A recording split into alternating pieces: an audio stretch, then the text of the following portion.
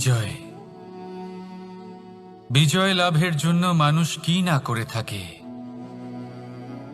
যে কোনো সম্ভাব্য প্রচেষ্টা করে, কিন্তু নিজের বিজয় লাভের জন্য বাজিতে যা ইচ্ছে তাই রেখে দেওয়া কি উচিত কাজ?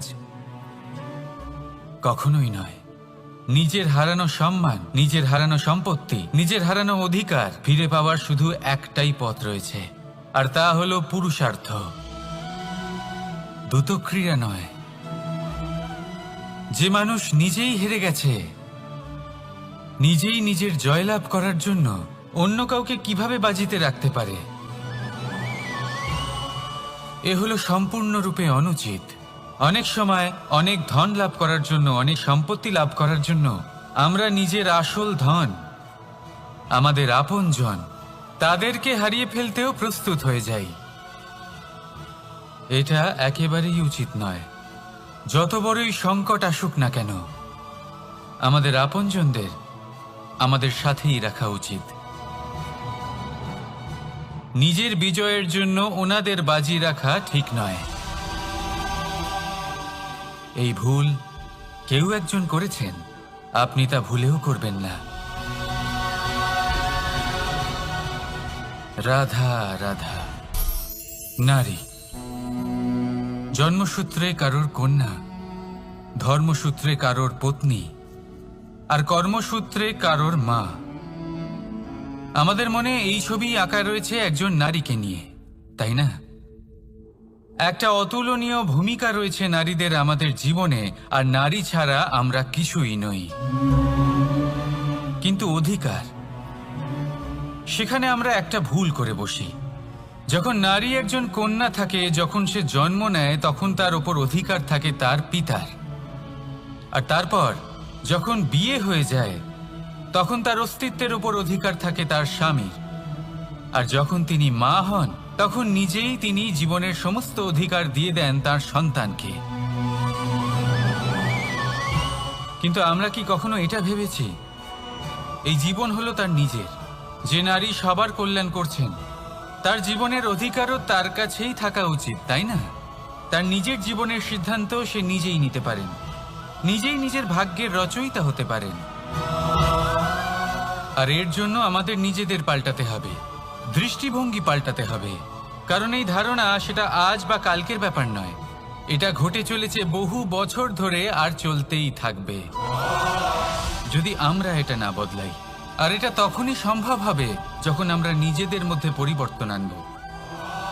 তাই আজকের পর থেকে, এই মুহূর্ত থেকে, কোনো নারীর ওপর অকারণ অধিকার স্থাপনের আগে সহস্রবার ভেবে দেখবেন। কারণ যখন নারী নিজের অধিকার কেড়ে নিতে বাধ্য হবেন, তখন শুধু এবং শুধুমাত্র বিনাশই ঘটবে। রাধা রাধা।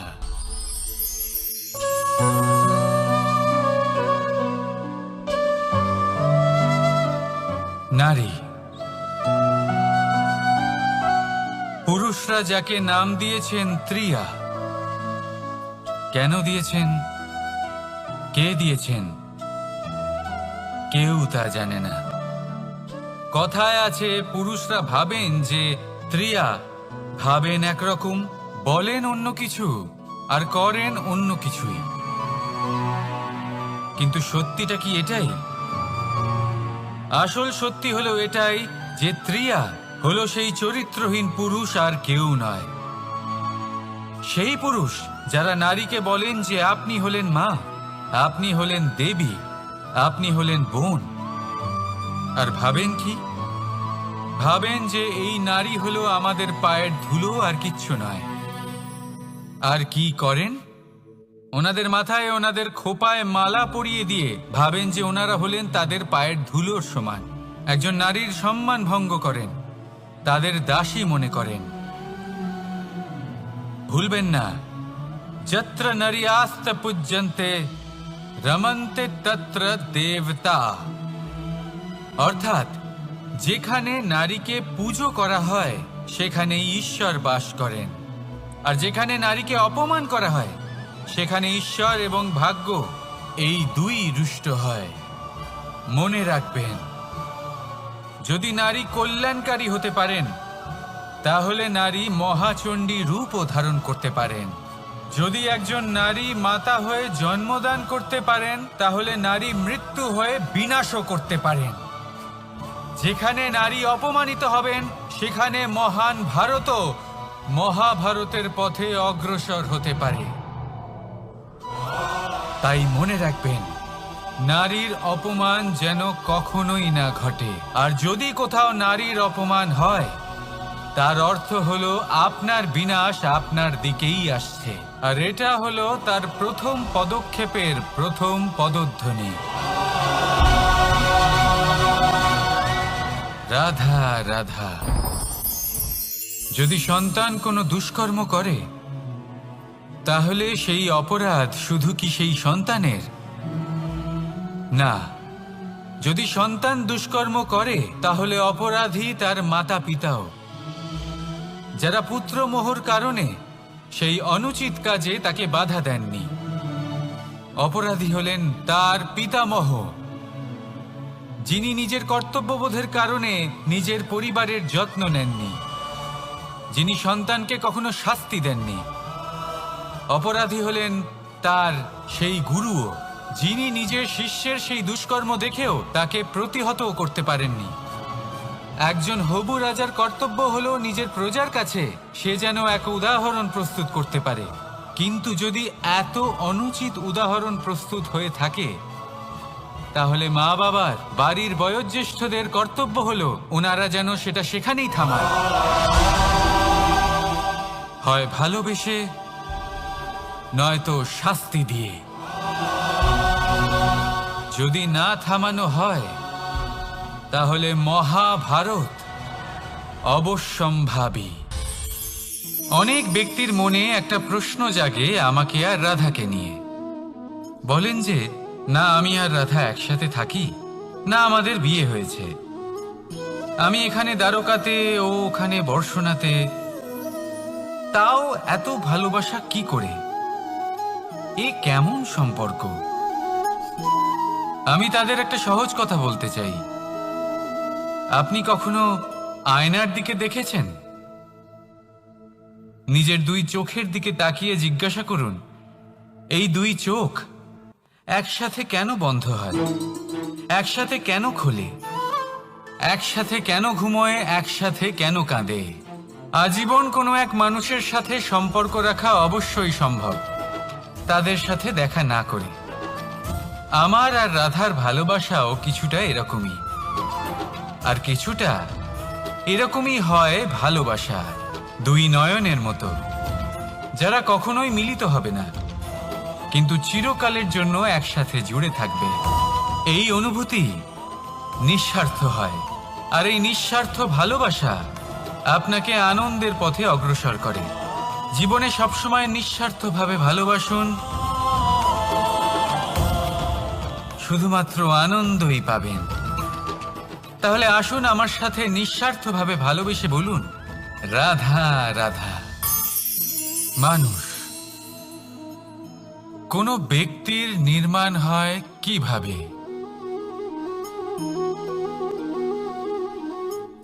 কেউ বলবেন পঞ্চতত্ত্বের দ্বারা, কেউ বলবেন আত্মা, দেহ ও চেতনার দ্বারা, কেউ বলবেন ঈশ্বরের কৃপার দ্বারা, তো কেউ বলবেন এই প্রকৃতির পরীক্ষার দ্বারা। না, মানুষের নির্মাণ হয়ে থাকে বিশ্বাস দ্বারা। ব্যক্তি তখনই গড়ে ওঠেন যখন ব্যক্তিত্ব থাকে, ঠিক কিনা? আর ব্যক্তিত্ব তখনই হবে, আর সেরকমই হবে যেরকম বিশ্বাস আপনি নিজের উপরে রাখবেন। যদি আপনি মনে করেন আপনি বিষের ন্যায় হবেন, তাহলে আপনি বিষাক্তই হবেন। যদি আপনি এটা মনে করেন যে আপনি অমৃতের ন্যায় হবেন, তাহলে আপনি অমরই হয়ে যাবেন। যদি আপনি নিজের উপরে বিশ্বাস রাখেন যে আপনি সংসারের সব থেকে উঁচু পর্বতের শিখরে পৌঁছতে পারবেন, তাহলে আপনি অবশ্যই পৌঁছবেন। যদি আপনার এরকম মনে হয় যে আপনি এরকম কখনো করতে পারবেন না,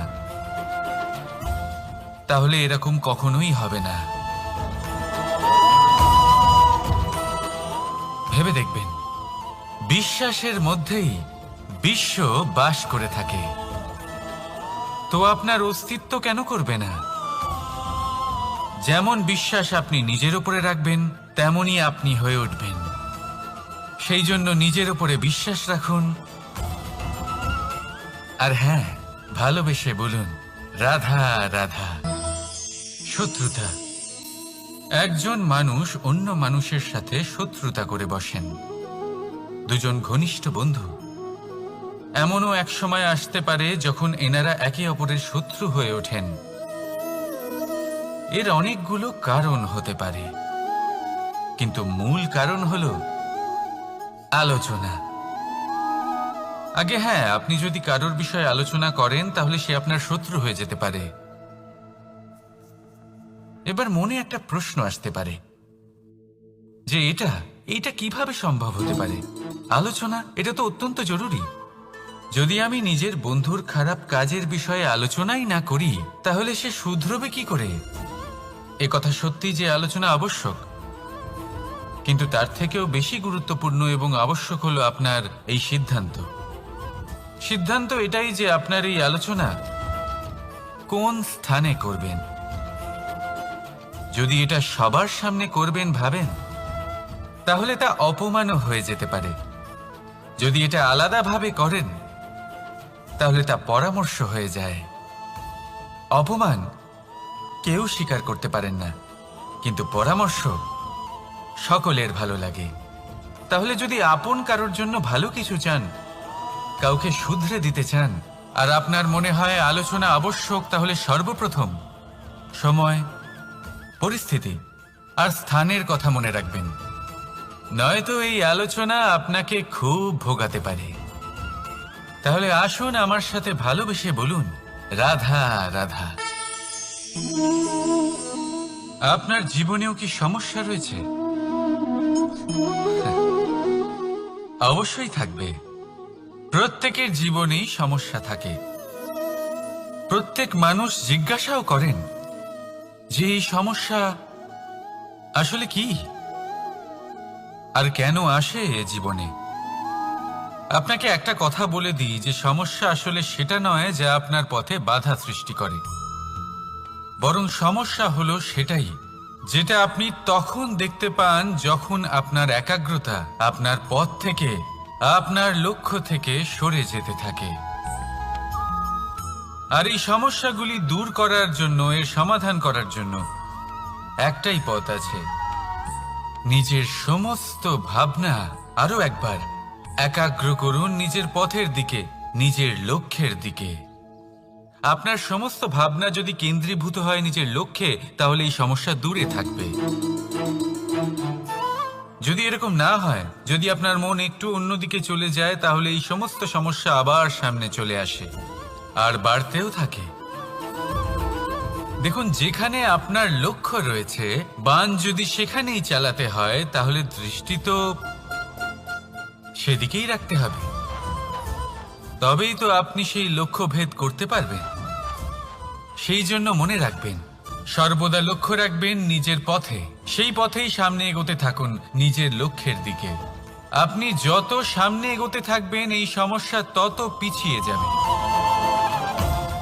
তাহলে আসুন আমার সাথে ভালোবেসে বলুন, রাধা রাধা। এই পাখিরা সত্যি খুব সুন্দর, আমার খুব ভালো লাগে।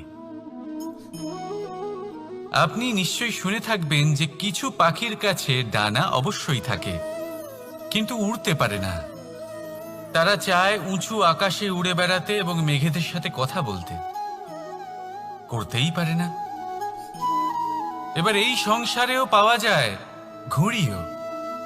এদের মধ্যে না জীবন আছে, না প্রাণ আছে, আর না আছে ডানা, কিন্তু এরা আকাশের সাথে কথা বলে, হাওয়ার বেগের সাথে কথা বলে, আনন্দ করে, উৎফুল্ল হয়ে ওঠে। আকাশে জীবনের কিছু মুহূর্ত কাটায়। তার কারণ কি হতে পারে? কারণ হলো সুতো। এই সুতো যদি সঠিক হাতে থাকে, তাহলে এই কাগজের তৈরি ঘুড়িও আকাশের উচ্চতায় উড়ে বেড়াতে পারে। এবার এই সুতো আসলে কি?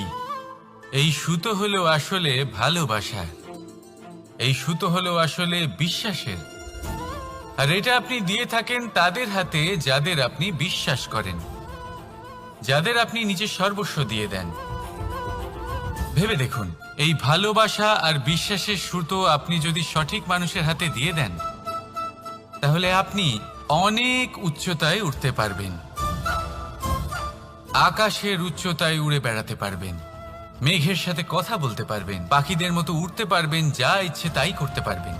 শুধু এই মানুষ সঠিক হতে হবে, এমন একজন মানুষ যার মনে আপনার জন্য ভালোবাসা রয়েছে, এমন এক মানুষ যার মনে কোনো স্বার্থ নেই, যিনি পরোপকারী, এমন একজন ব্যক্তি যিনি আপনার অস্তিত্বকে বাইরে নিয়ে আসতে পারবেন, তাকে উজ্জ্বল করে তুলবেন।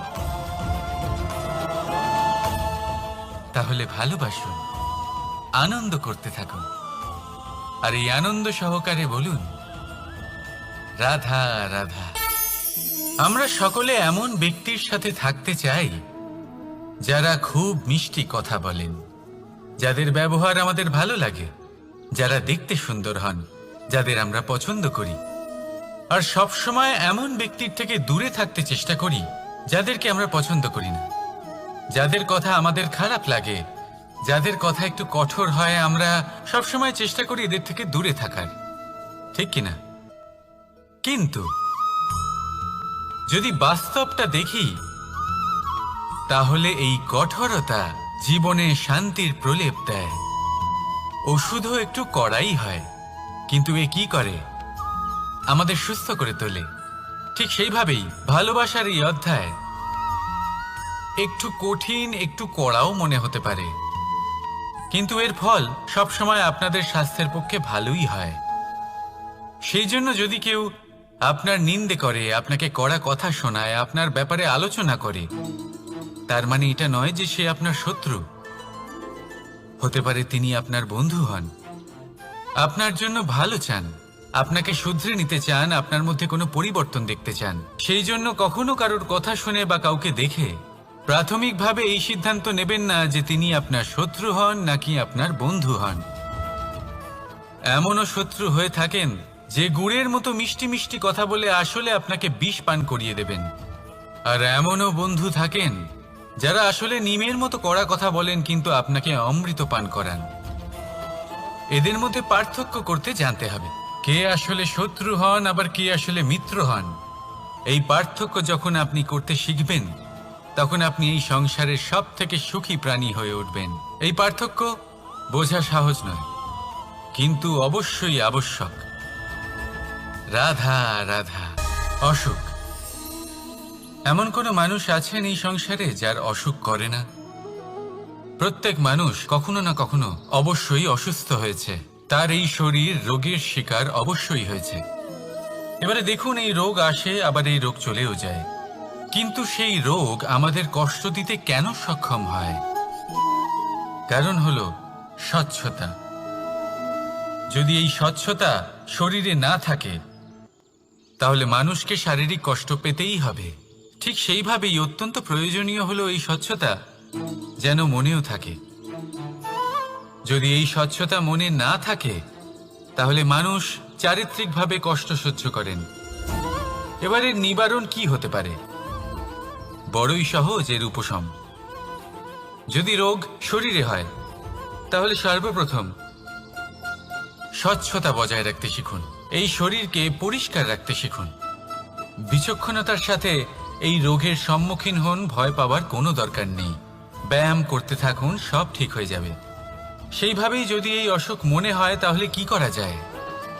সর্বপ্রথম তার আধারের উপরে নজর দিন। আপনার এই আধারই হলো আপনার আহার। যা আপনি আহার করবেন সেরকমই মানুষ হয়ে উঠবেন। সেইভাবেই আপনি যেরকম ভাবেন সেরকমই মানুষ হয়ে উঠবেন। সেই জন্য নিজের ভাবনাকে শুভ করুন, নিজের দৃষ্টিভঙ্গিকে শুভ করে তুলুন, সব কিছু সঠিক হবে। আপনার আমার সবার মধ্যেই এক রাক্ষস বাস করে, তার সম্মুখীন হন, তাকে পরাস্ত করুন। তাহলে এই রোগ সে শরীরেই হোক বা মনের মধ্যে, যদি সঠিক সময় তাকে আটকানো না যায়, তাহলে যে কোনো সময় তা মহামারীর রূপ ধারণ করবে। সেই জন্য সাবধানে থাকুন, সুস্থ থাকুন। তাহলে আসুন আমার সাথে ভালোবেসে বলুন রাধা রাধা। বাজ পাখিকে পক্ষীরাজ বলা হয়। বাজের আয়ু হলো মোটামুটি 70 বছর। এবার 40 বছর হতে হতেই ওদের পালক লম্বা এবং ভঙ্গুর হয়ে যেতে থাকে, ঠোঁট বেঁকে যায়, ডানা ভারী হয়ে যায়, অর্থাৎ আগের মতো উড়তে পারে না, সেই শক্তি থাকে না। এবার সেই বাজ কি করবে? বাজ সব থেকে কঠিন নির্বাচন করে, নির্বাচন নিজের পুনর্স্থাপনার। সর্বপ্রথম একটা বিশাল পর্বতে যায়, একান্তে নিজের এক বাসস্থান তৈরি করে, আর তারপরে পাথরের সাথে নিজের ঠোঁট বারবার আঘাত করতে করতে সেই ঠোঁট ভেঙে ফেলে। তারপরে সে অপেক্ষা করে সেই ঠোঁট পুনর্নির্মাণ হওয়ার। তারপর সেটাই করে নিজের পালকের সাথে। তারপরে নিজের ডানা থেকে এক এক করে ভারী পালকগুলো ছিঁড়ে ফেলে দেয়। আর তারপর 150 দিনের এই যন্ত্রণা সহ্য করার পরে ও ফিরে পায় নিজের ওড়বার অনন্য ক্ষমতা, সেই শক্তি। আর তারপরে ও জীবনের পরবর্তী 30 বছর বাঁচে। কি বুঝলেন আপনি? যদি ইচ্ছে শক্তি থাকে তাহলে একজন দুর্বলও শক্তিশালী হতে পারে। আপনিও এটাই করুন, নিজের অতীতের যন্ত্রণার বোঝাগুলিকে ত্যাগ করুন আর কল্পনার খোলা আকাশে উন্মুক্ত হয়ে উড়ে বেড়ান। নিজের পুনর্স্থাপনা করুন, তবেই সর্বশ্রেষ্ঠ হতে পারবেন। আর মনে রাখবেন, এই ছোট ছোট পদক্ষেপই বড় বড় শিখরে পৌঁছে দিতে পারে। তাহলে আসুন আর আমার সাথে ভালোবেসে বলুন রাধা রাধা। আপনি কি কখনো জলকে নিজের মুঠোতে ধরে রাখার চেষ্টা করেছেন?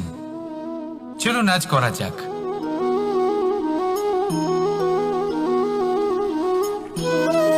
যদি আপনি নিজের মুঠো জোরে বন্ধ করেন,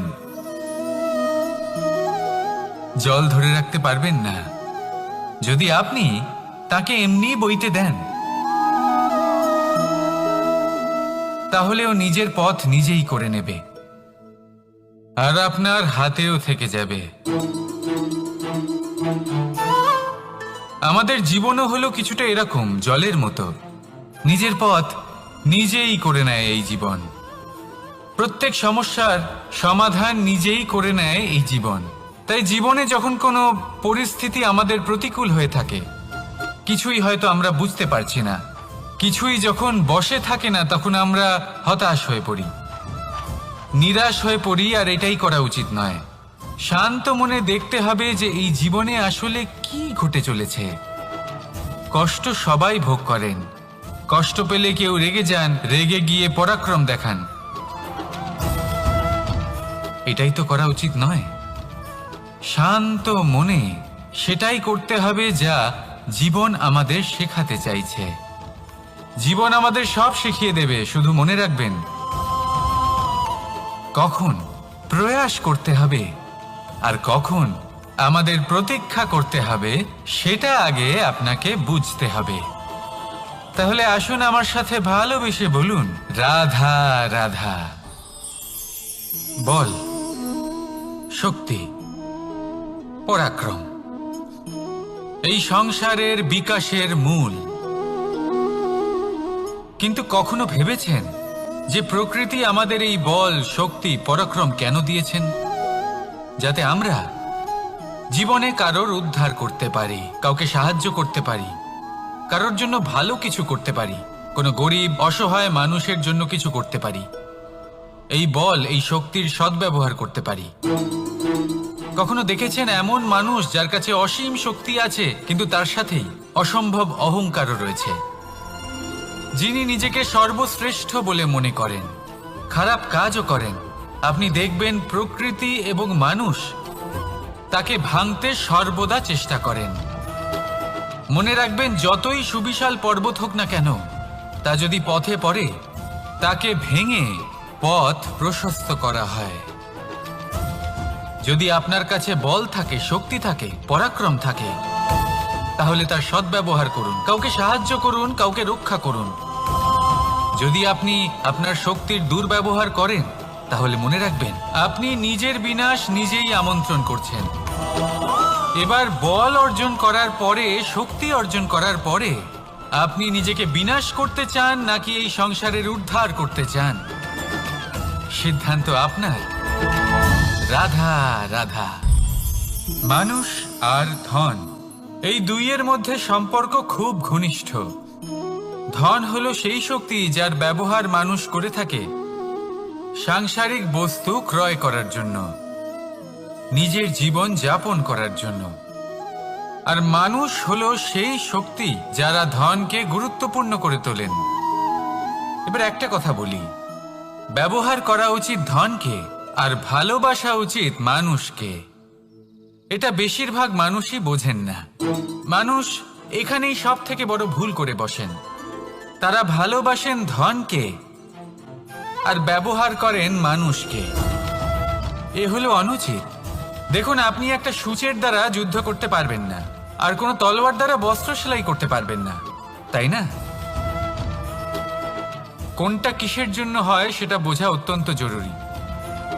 আপনিও সঠিক দিকে অগ্রসর হন। মানুষকে ভালোবাসুন আর ধনকে ব্যবহার করুন। যদি আপনি মানুষকে ব্যবহার করেন তাহলে আপনি ভালোবেসে ফেলবেন ধনকে, আর এই ভালোবাসা ধীরে ধীরে পরিণত হবে লোভে, আর ধীরে ধীরে এটা আপনাকে বিনাশ করে দেবে। তাহলে সমস্ত মানুষকে ভালোবাসুন আর এইভাবে ভালোবেসে বলুন, রাধা রাধা। সাফল্য কে না চান? সাফল্য লাভ করার, শিখরে পৌঁছানোর আলাদাই একটা আনন্দ রয়েছে। আর আপনজনদেরও কে না চান? প্রত্যেক মানুষ চান যেন জীবনে তার কোনো আপনজন থাকে যারা সবসময় তাদের সাথে থাকবে, কারণ আপনজনের সাথেই তো সাফল্যের আনন্দ সব থেকে বেশি পাওয়া যায়। কিন্তু আসলে কি হয়, অনেক সময় সাফল্যের খোঁজে সেই পথে চলতে চলতে আমরা আপনদের থেকে দূরে চলে যাই। না চাইতেও দূরে চলে যেতে হয়, ওনাদের সাথে সময় কাটাতে পারি না। আর আমরা ভুলে যাই যে সাফল্যের আসল আনন্দ আপনজনদের সাথেই পাওয়া যায়। সফল হওয়ার পরে আপনদের সাথে দেখা হলে তাদের চোখে আমাদের জন্য যে আবেগ থাকে, যে সম্মান, যে প্রেম থাকে, সেটাই হলো আসল পুরস্কার। আমরা সেই কথা ভুলে যাই এবং একা হয়ে পড়ি। বেশিরভাগ সময় এটাই হয়। বেশিরভাগ সময় সফল মানুষগুলি একা হয়ে যান। এবার আপনি কি চান? আপনি অসফল হয়ে দিনগুলি একাকিত্বে কাটাতে চান, নাকি সফল হয়ে আপনজনদের সাথে আনন্দে থাকতে চান? সেই সিদ্ধান্ত আপনার। সাফল্যের পেছনে ছুটুন, নিজেকে উজাড় করে দিন, কিন্তু আপনজনদের সঙ্গ ত্যাগ করবেন না। সেই আপনজন যারা আপনার সাফল্যের জন্য দায়ী, সেই আপনজন যিনি আপনার সাফল্যে আনন্দ পান, সুখ লাভ করেন, তাদের কখনো ত্যাগ করবেন না। আসুন আমার সাথে ভালোবেসে বলুন, রাধা রাধা। ভগবান আর ভক্ত যখন এক আকার হয়ে যায়, যখন ভক্ত তার ভগবানের প্রতি এবং নিজের জীবনের উদ্দেশ্যের প্রতি সম্পূর্ণরূপে সমর্পিত হয়, তখন জন্ম নেয় ভক্তি। এই সংসারের সমস্ত আশা হয়তো আপনার সঙ্গ ত্যাগ করে দিতে পারে, তখনও ভক্তি সাথে থাকবে। ভক্ত আর ভগবান যখন এক আকার হয়ে যায়, তাদের মধ্যে কোনো পার্থক্য থাকে না। তারা এক হয়ে যায়, এক ব্যক্তিত্ব, এক অস্তিত্ব। সেই জন্য কখনো জীবনে যে কোনো রূপেই, যে কোনো প্রকারেই, যে কোনো ঈশ্বরকে মান্য করুন। মনের মধ্যে শ্রদ্ধা ভাব জাগ্রত করুন, মনে ভক্তি ভাব জাগ্রত করুন। এই সমগ্র সংসারে সব কিছু আপনাকে ছেড়ে চলে গেলেও তখনও এই ভক্তি শুধুমাত্র আপনার উত্থান ঘটাবে। তাই মনে ভক্তি জাগ্রত করুন আর আমার সাথে ভালোবেসে বলুন, রাধা রাধা। শব্দই হলো শূন্য, শব্দই হলো আরম্ভ, শব্দই হলো অন্ত, শব্দই হলো অমর, শব্দই হলো ব্রহ্ম। এই শব্দ হলো অত্যন্ত বিশেষ। কেউ কাঁদলে তাকে হাসিয়ে তোলে, কেউ হাসলে তাকে কাঁদিয়ে দেয়। কারোর মনে উদ্দীপনা জাগিয়ে তুলতে পারে, আবার কারোর মনে কাঁটা হয়ে বিঁধে থাকতে পারে। একটা অত্যন্ত গুরুত্বপূর্ণ কথা যা বোঝা অত্যন্ত আবশ্যক। আপনার মন, আপনার হৃদয় যতই শুদ্ধ হোক না কেন, যতই পবিত্র হোক না কেন, আপনার দৃষ্টিভঙ্গি যতই স্পষ্ট হোক না কেন, যদি আপনার কথা পবিত্র না হয়, যদি আপনার শব্দ শুদ্ধ না হয়, তাহলে তা আপনাকে আপনার কর্মফল ভোগ করতে বাধ্য করবেই। একটা সহজ উদাহরণ দিই। আপনার জীবনে এমন কেউ অবশ্যই থাকবেন যাকে আপনি পছন্দ করেন না, যিনি হয়তো অধর্মী মানুষ, যিনি হয়তো দুর্বুদ্ধি সম্পন্ন মানুষ, কিন্তু তার জন্য অপশব্দ প্রয়োগ করলে তার মধ্যে কোনো পরিবর্তন আসবে না, তার মানসিকতা বদলাবে না, শুধু মনে প্রতিশোধ স্পৃহা জেগে উঠবে, মনে হিংসা জাগবে, আর কিচ্ছু নয়। সেই জন্য নিজের শব্দকে নিয়ন্ত্রণ করুন, নিজের কথা সংযত করুন। শ্রেষ্ঠ থেকে শ্রেষ্ঠতর মানুষকেও সাবধানী হতে হয়, কারণ যদি এই শব্দের প্রয়োগ সঠিক না হয়, তাহলে আজীবন মানুষকে নির্বাক হয়ে থাকতে হতে পারে।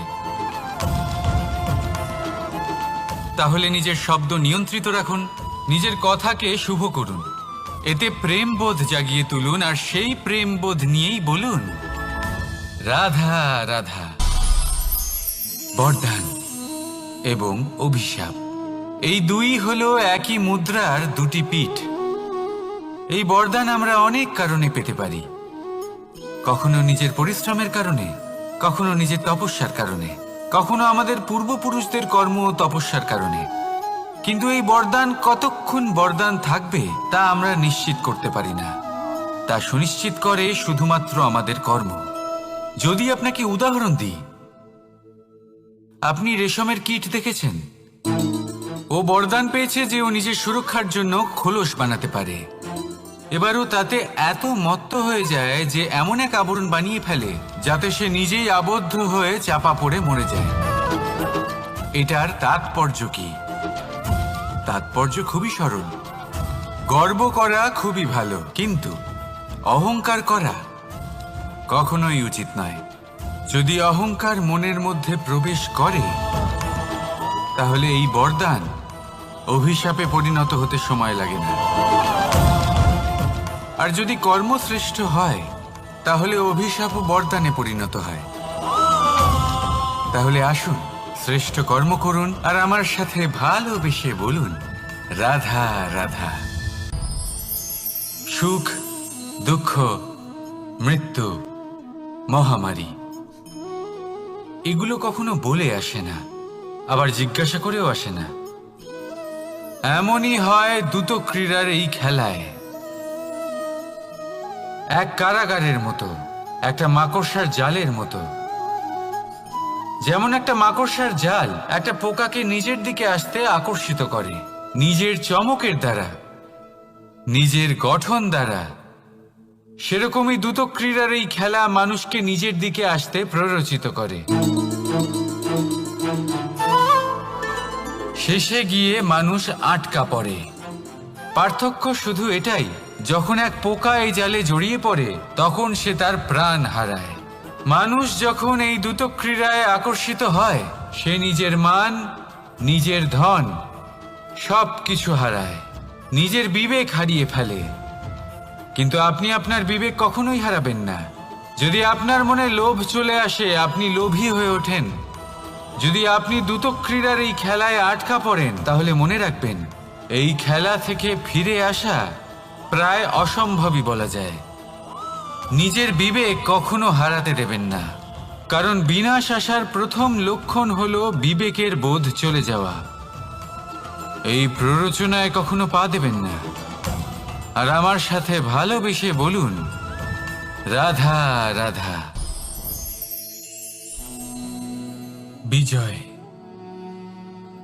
বিজয় লাভের জন্য মানুষ কি না করে থাকে, যে কোনো সম্ভাব্য প্রচেষ্টা করে। কিন্তু নিজের বিজয় লাভের জন্য বাজিতে যা ইচ্ছে তাই রেখে দেওয়া কি উচিত কাজ? কখনোই নয়। নিজের হারানো সম্মান, নিজের হারানো সম্পত্তি, নিজের হারানো অধিকার ফিরে পাওয়ার শুধু একটাই পথ রয়েছে, আর তা হলো পুরুষার্থ, দ্রুত ক্রীড়া নয়। যে মানুষ নিজেই হেরে গেছে, নিজেই নিজের জয়লাভ করার জন্য অন্য কাউকে কিভাবে বাজিতে রাখতে পারে? এ হলো সম্পূর্ণরূপে অনুচিত। অনেক সময় অনেক ধন লাভ করার জন্য, অনেক সম্পত্তি লাভ করার জন্য আমরা নিজের আসল ধন, আমাদের আপনজন, তাদেরকে হারিয়ে ফেলতেও প্রস্তুত হয়ে যাই। এটা একেবারেই উচিত নয়। যত বড়ই সংকট আসুক না কেন, আমাদের আপনজনদের আমাদের সাথেই রাখা উচিত।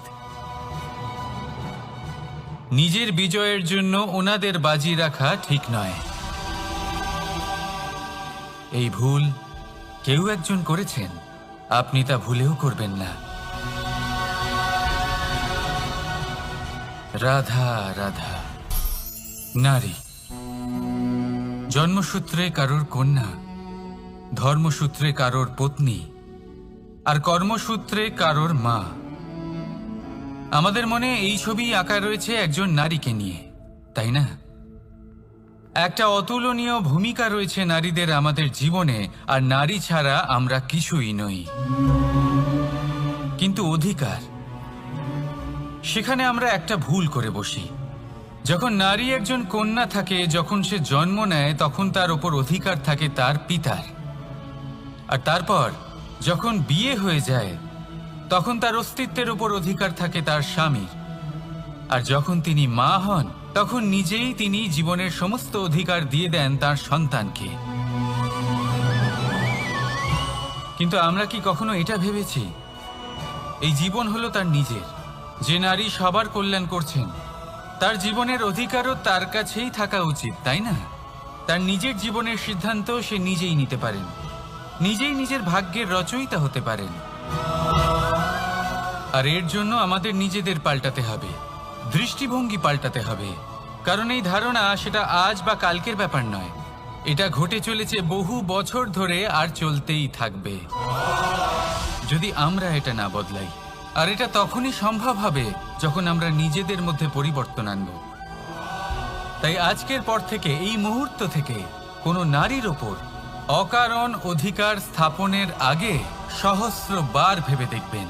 কারণ যখন নারী নিজের অধিকার কেড়ে নিতে বাধ্য হবেন, তখন শুধু এবং শুধুমাত্র বিনাশই ঘটবে।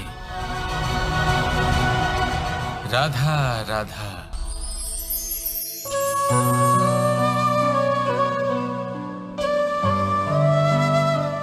নারী, পুরুষরা যাকে নাম দিয়েছেন ত্রিয়া, কেন দিয়েছেন, কে দিয়েছেন, কেউ তা জানে না।